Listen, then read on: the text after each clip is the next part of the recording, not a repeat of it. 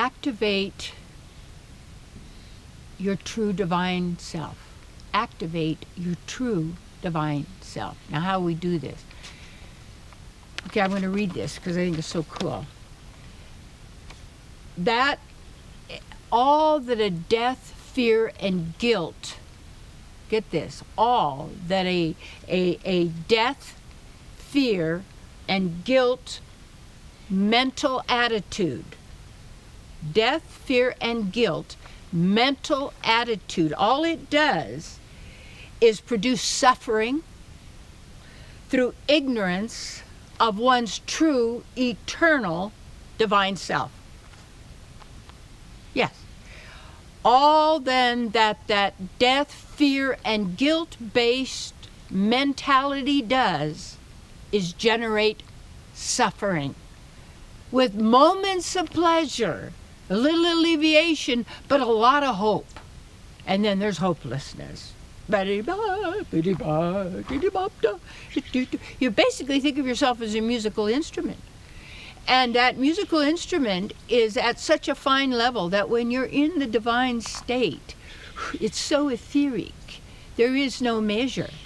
And, you know, I told you I tuned my piano to 432, which is so cool. And 432 hertz, that means when you hit A, the frequency or vibration is 432. It's also the frequency of the body.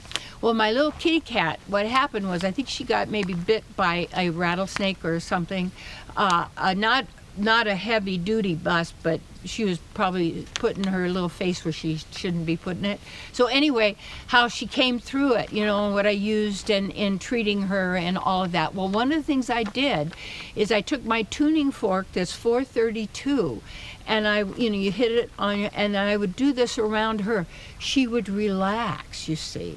And even one day when she was a little nervous and everything, and I would do this, she calmed right down, and so I'd do it to myself. I would hit the tuning fork, 432, and then you just use it. You see this vibrational healing. It's really nice. And just so our consciousness sends out a vibration. Our attitude, you can be around someone who's just angry and nasty. You can just feel it because you start to take on their stuff because their frequency, their energy is so nasty, you see. Or someone who's really moody or passive aggressive, harboring resentment and saying they feel fine when they don't, and because they're not owning their own emotions and feelings, their own thoughts, what they're believing, what they're accepting, what they're focusing on.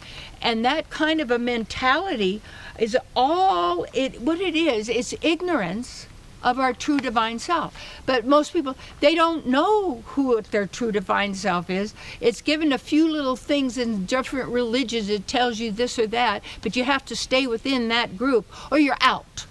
Well, fine. You know, you don't want to belong to any group where you have to be a member and then they're going to kick you out if you don't stay the party line. And it's like, well, I don't identify myself as some political party. I don't identify myself by anything that's material. Not at all. But it's an interesting thing in the Vedas that teaches that all living entities are feminine, which means not the body. It's talking about feminine, the nature of our being as lovers of God, of the divine within, that we are partners with. Why would not you? See, I don't love me. I don't love Terry. This is a label. Terry's a sound vibration. It isn't even me. But it is, and no, I can appreciate and maintain this body. You know, that's what I'm doing. It's not cursing my own body and hating it. No, I'll just, take care of it.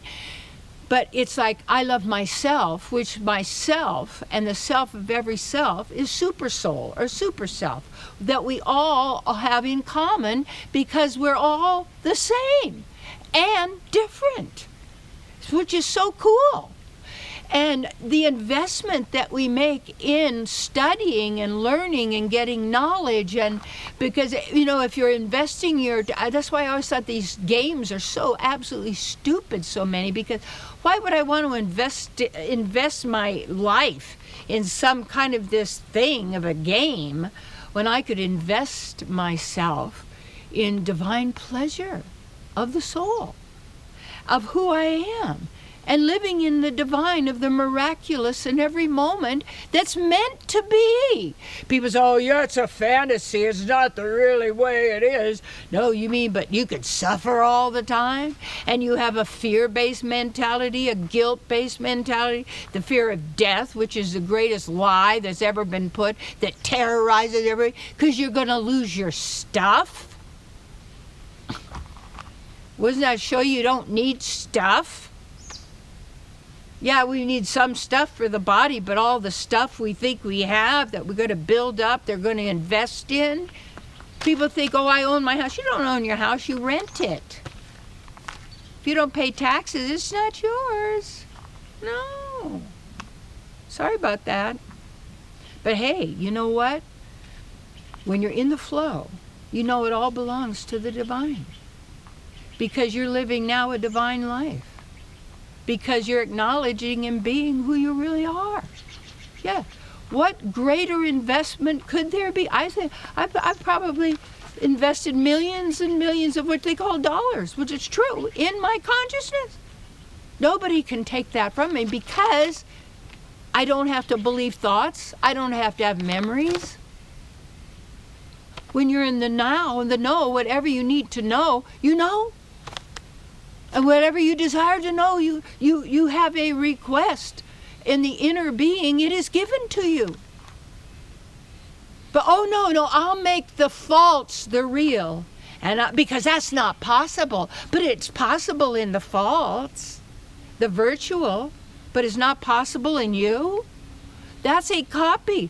That's a virtual copy. It's not even a real copy or shadow or copy. No.